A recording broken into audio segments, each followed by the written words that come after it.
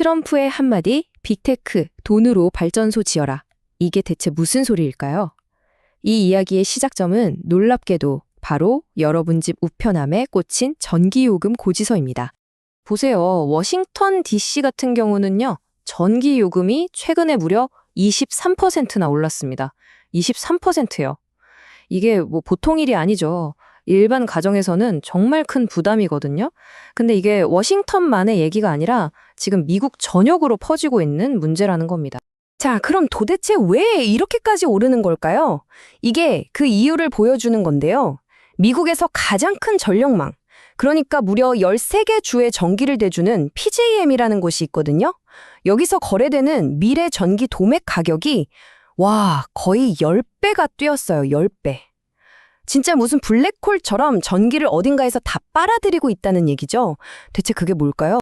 그 범인이요. 사실 우리 눈에는 잘 보이지 않는 곳에 있어요. 하지만 우리는 매일같이 그걸 사용하고 있죠. 바로 우리의 이 모든 디지털 세상을 보이지 않는 곳에서 움직이는 거대한 심장. 바로 그겁니다. 이걸 보시면 문제의 스케일이 정말 어마어마합니다. 전 세계 인터넷 트래픽의 70%입니다. 이게 단 하나의 지역, 미국 버지니아 북부라는 곳을 거쳐간다고 해요. 이게 상상이 되세요? 네, 바로 이겁니다. 범인은 데이터 센터예요. 우리가 쓰는 AI, 클라우드, 이 모든 걸 돌리는 말 그대로 전기 먹는 하마죠. 24시간 내내 쉬지 않고 돌아가면서 어마어마한 전기를 먹어치우는 겁니다. 자, 근데 문제가 뭐냐면요. 이 데이터 센터들이 필요로 하는 전기의 양이 이제 버지니아 한 지역의 문제를 넘어서고 있다는 거예요. 이건 이제 국가적인 문제가 되고 있습니다. 왜냐, 그 수요가 그냥 좀 늘어나는 수준이 아니라 말 그대로 폭발하고 있거든요. 그래서 지금 퍼펙트 스톰이 오고 있다는 말이 나오는 겁니다. 보세요. 구글, 아마존, 마이크로소프트 같은 거대 기업들의 데이터 센터가 하필이면 PJM 전력망 지역에 다 몰려 있어요. 근데 AI 때문에 전기 수요는 폭증하는데 발전소는 부족한 거죠. 이 두 가지가 딱 부딪히면서 결국 그 피해는 인디애나 같은 소위 러스트벨트 지역 주민들에게 돌아가는 겁니다. 전기요금 폭탄으로요. 상황이 이렇게 되니까 당연히 정치권이 가만히 있을 수 없죠. 이게 아주 뜨거운 감자가 됐고 마침내 트럼프 행정부에서 정말 전례가 없는 아주 극적인 카드를 꺼내들게 됩니다. 그게 바로 이겁니다. 빅테크 돈으로 발전소를 지어라. 아주 직설적이죠? 이 한 문장에 모든 게 다 담겨 있어요. 뭐 복잡하게 생각할 거 없다. 전기를 그렇게 많이 썼어? 그럼 그 전기를 만들 발전소 짓는 돈 너네가 내라. 이겁니다. 아주 심플하죠? 그래서 이걸 실행하기 위해 만든 공식적인 제도가 바로 긴급 전력 경매라는 겁니다. 이름부터가 심상치 않죠? 이건 뭐 이렇게 해주세요 하는 제안 같은 게 아니고요. 그냥 정부가 이렇게 해 하고 내린 강제 명령이에요. 당장 전력이 부족하니까 빨리 해결하자는 거죠. 그럼 이게 어떻게 돌아가는 거냐? 아주 간단하면서도 강력합니다.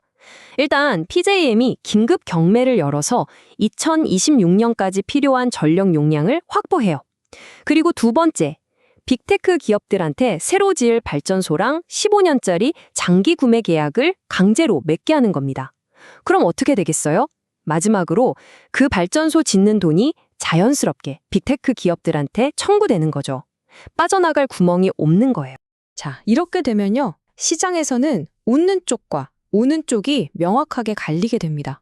누가 이득을 보고 또 누가 그 비용을 떠안게 될지 한번 볼까요?